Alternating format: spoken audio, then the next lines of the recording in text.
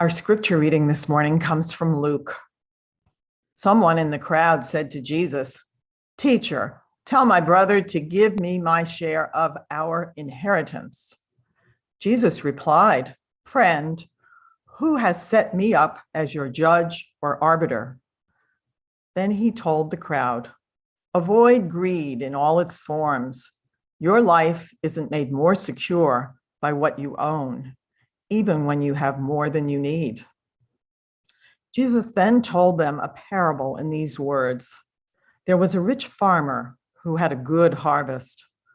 "What will I do?" the farmer mused. "I have no place to store my harvest. I know, I'll put down my grain bins and build larger ones, and all my grain and goods will go there. Then I'll say to myself, you have blessings in reserve for many years to come. Relax, eat, drink, and be merry." But God said to the farmer, "You fool, this very night your life will be required of you. To whom will all your accumulated wealth go?" This is the way it works with people who accumulate riches for themselves, but are not rich in God. So ends our reading. Ancient words from our tradition for our present day understanding. Good morning. It's good to be with you, even through Zoom. We're on a series called The Scary Stories of the Bible. Last week, we looked at what fear can do in our lives, how it kind of haunts us. We don't learn how to skillfully appropriate it into our lives. And this week, we're going to look at how desire can do much of the same thing, that desire can actually lead us to our own harm, can make us more afraid. And we're going to see that possibly there's a reason for that Jesus is trying to awaken us to. It seems to me sometimes when I listen to the news or read it, that our nation seems almost bent on self-destruction. We know that climate change is a reality, and that if we don't change how we consume and use the world, that it will snap back and hurt us. But there's a great portion of the population that's just detached from that and is pulling the throttle down and focusing on fighting renewable energy. What is the human glitch that makes us do that? I think that's an important question, that sometimes desire is an expression of what we fear. Sometimes our definition of freedom isn't really that different than our definition of selfishness.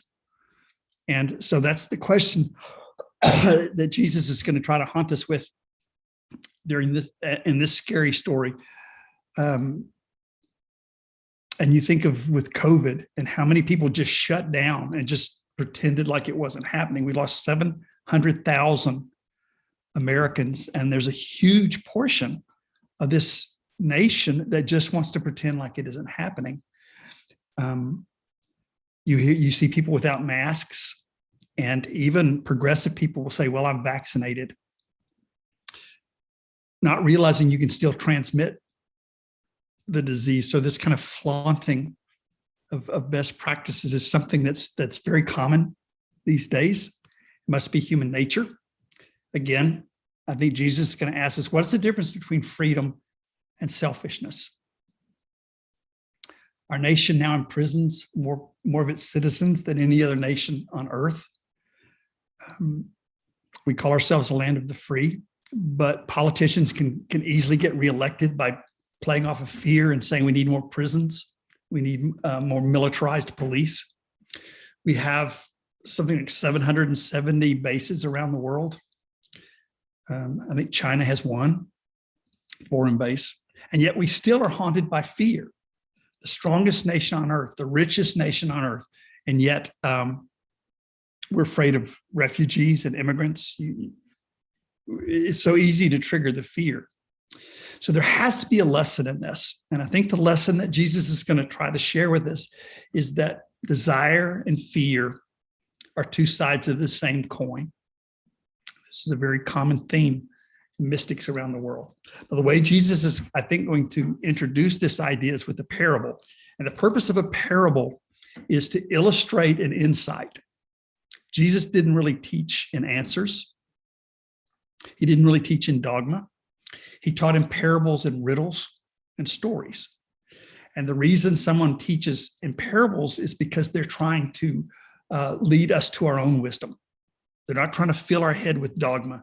They're trying to help us find our own wisdom, to go deeper into our experience.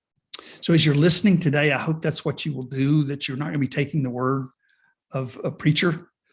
Maybe the preacher can help in asking questions that lead you to your own wisdom. I think that's what's happening today. Jesus told a story about a very rich guy who's so rich that he has, so much more than he can use. So he sells a lot of stuff, tears down a lot of stuff, and builds huge storage for all the toys he's going to get in the future. I think that's sort of what happens when the economy gets so important to us that we're willing to destroy the planet, to build a barn that's so big that we don't have anything to put into it. And in the story, God's a little rude and says, "You fool, on this day, your soul is demanded of you." Just means the man died. And says a couple of interesting things. Your life isn't made more secure by what you own. That's, I think, a lesson that Americans don't want to hear for the most part. And then the punchline is, this is the way it works with people who accumulate riches for themselves, but are not rich in God. I want to be careful because it's stewardship season, and I don't want this to be heard as saying, Reverend Rigby needs you to give generously for the miracle prayer blimp or something like that. I don't think Jesus is trying to enrich the church with this. He's trying to help us understand that fear and desire are not completely separate, that they're two sides of the same coin. If you don't believe that, ask yourself the question, why is it that we go to horror movies? Why do we go to scary movies? We're so afraid of death and dangerous people, but we go and watch movies about that. Why is it that when people get bored, they do life-threatening hobbies, mountain climbing or skydiving or bungee jumping? What is it about human beings that we can't really, as much as we hate what we fear, if we only get what we want, we become bored very quickly. And I think this starts when we're infants. Why does peekaboo work with children? Think about that game that every parent plays with children, where you try to get close enough where you fascinate the baby, but not so close that you scare the baby. If you get too close, it's scary. If you get too far away, it's boring. So there's this sweet spot in between fear and desire that constitutes the game peekaboo. And I think what Jesus is saying is that same philosophy is something that we carry throughout life. There's a sweet spot between our fears and our desires.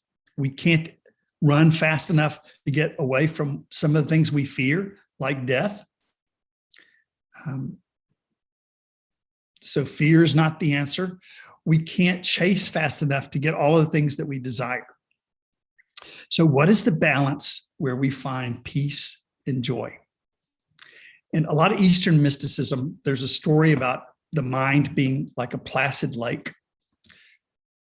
Its nature is to be peaceful and joyful.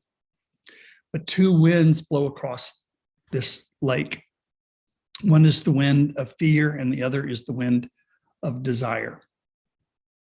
And I think what that saying is pointing at, and what our story today is pointing at, again, is there's a place of peace and joy.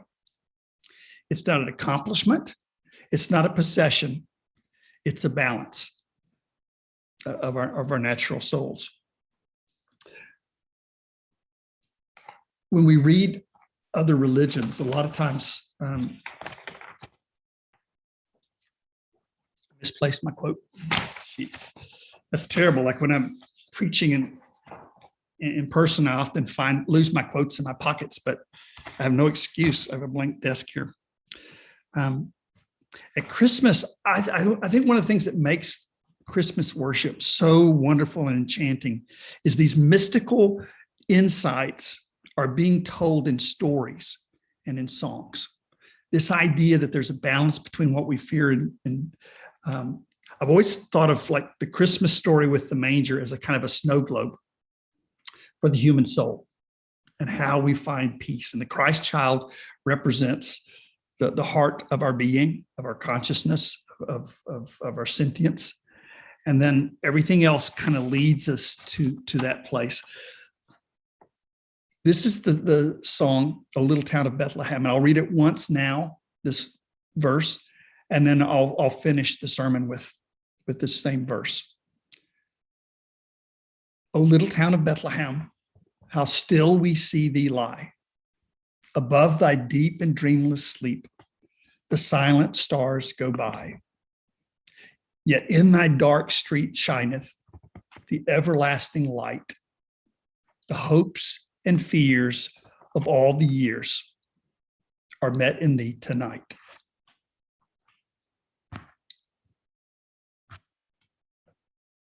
We think what we don't want is fear, and what we do want is desire. And we think if we could just get what it is that we're craving, then we would be happy. And that can be an endless search. If desire and fear are sides of one coin, then it's not surprising that in the pursuit of possessions, in the pursuit of power, in the pursuit of wealth, that a nation can go insane. And the citizens of that nation can go insane. I think if we can just get something, if we can get in control of things, then we won't be afraid anymore, or we'll feel the value of our own soul. And what we discover through history is that is not true. The most powerful nation in the world is in some ways the most afraid of the rest of the world. And the richest nation in the world is in some ways taking the worst care of its people of any place on earth. And a lot of times people feel like if they're not rich, they don't have value. So what is going on with that? In scripture, there's kind of a surprise there. When you think war, you always think war comes from hatred. But the book of James says, ask the question, where does war come from? And it says, from our cravings. We want things, we desire them, and we can't have them, so we get angry. I don't know that I've ever heard an American preacher talk about the saying, the root of all evil is the love of money. That's just not an American thing to say, but think about that. Scripture says the root of all evil is the love of money. What does that say to a capitalist nation? In the Bible, the word for greed means to always want more, or at least one of the words. And I think to realize that when we have an idea of value that's based on money, we can never be satisfied. If you think about it, I mean, money's a very helpful thing. And I for one, don't want to barter. I don't want to take chickens in the back of my car to trade for Starbucks coffee. At the same time, to realize something happens to our psyche when we get our value from money. The value of everything then becomes what we can exchange it for. A piece of art has no value if you can't sell it from this mindset. A tree has no value unless you can make some money from it. So of course, You're willing to pollute nature, destroy it if necessary in the pursuit of wealth. But even your fellow human beings have no worth to you when you look at humanity through an economic lens. So Jesus is telling a story of a very rich person who desire led astray. And Jesus says something, again, that's very strange, and it sounds like a preacher talking, saying, he says, this is the way it works with people who accumulate riches for themselves, but are not rich in God. What does it mean to be rich in God? I think getting back to the Hebrew roots of our religion is very important, because the word spirit in Hebrew has a lot more to do with the flow of things and the interconnectedness of things. And I think the symbol God should lead us to an experience of the flow of life and the interconnectedness of life. If it doesn't do that, then it just becomes a superstition, I think. But think about your approach to, I was calling it Town Lake in the first service, and somebody reminded me it's been changed to Lady Bird Lake. If you're not from Texas, Lady Bird Lake is really a river. Here in Texas, we call creeks rivers and rivers lakes. And when we think about Town Lake or Lady Bird Lake, we usually think of the shoreline. We think of the Stevie Ray Vaughan statue. We think of the running trails, and this kind of thing. But the river is the water that's flowing. Can we love rivers knowing that they're flowing somewhere else? That's actually pretty easy with rivers. But can we do that with each other? Can we love other people realizing the nature of impermanence? When we see a baby, there's a part of us that wants it to stay a baby. Another part of us that wants it to grow. We celebrate the growth. But at no point is our love of the baby just of its form. We're loving this river of life that's happening through them, the growth, the change. We celebrate the change up to a certain point. And then when you hit about 35, we don't want people to grow anymore or change anymore. And certainly when we start getting old, we start getting ready for our bodies to go back into nature. A lot of times we check out and play like that's not really happening. But in between our desires and our fears, there's always a place of peace. And it's always in the here and now. And it's always who we are. So when sadness comes into our life, when fear comes into our life, a lot of times it's a lot easier to deal with our desires than with our fears, because fear is just so volcanic. It comes and surprises us. But if we can learn to discipline our wants, we can learn to control our fears as well. When we realize that part of our life is this flow, and we have to let go of everything, and that's a good thing, that just like a river is the flowing, so is a human being the flowing. And what we love are certain forms and certain stages, but the whole journey is beautiful and important and natural. So can we learn the lesson that happiness is not a possession, it's not an accomplishment, it's a balance of our souls naturally. When we find the sweet spot between our fear and our desire, there's happiness, there's peace, there is joy. As I said, I want to finish with the hymn, O Little Town of Bethlehem, which again, I see it as a little snow globe for the lesson that we have today. Buddha said it, that cravings give rise to grief, cravings give rise to fear. For someone released from craving, there is no grief. At Christmas time, we celebrate this with a very charming song that says, O little town of Bethlehem, how still we see thee lie. Above thy deep and dreamless sleep, the silent stars go by. Yet in thy dark street shineth the everlasting light. The hopes and fears of all the years are met in thee tonight. This is an invitation to the depths of our own soul and the knowledge that even as life changes, there's peace, there is joy within. Well, this is my understanding of our passage today in our lesson. If you want to disagree, come tonight. We do a discussion on this, but every week we also spend time for the most important part, which is for you to come to your own thoughts about this passage. So we'll spend 1 minute with you thinking about your own insights and reflections on this lesson.